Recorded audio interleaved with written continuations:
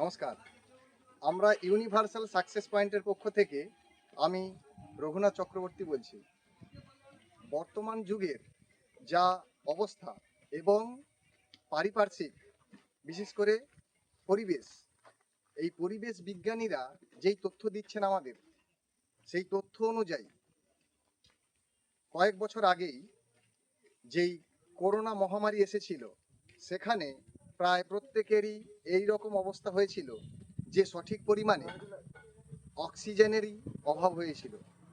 কিন্তু আমরা বর্তমান যুগে আধুনিক হয়েও আমাদের মস্তিষ্ক সেই দিকে ব্যবহার করছি না। অর্থাৎ পূর্বে বলা হতো একটি গাছ একটি প্রাণ, কিন্তু এখন বলা যাচ্ছে একটি গাছ ১০০টি প্রাণ।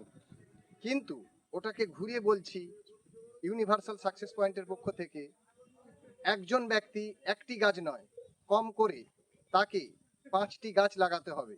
তাই আজকে বিশ্ব পরিবেশ দিবসে তমলুকের হসপিটাল মোড় আর মানিকতলাতে এবং আমাদের এই রিভার সাইটে গঞ্জনারায়ণপুরে আমরা বৃক্ষ জাতীয় গাছ এবং গুল্ম জাতীয় গাছ মিলে মোট ২০০-র মতো গাছ লাগিয়েছি। তাই আপনারাও আপনাদের সাধ্যমতো আপনার নিজ নিজ এলাকাতে একজন ৫টি করে বৃক্ষরোপণ করুন।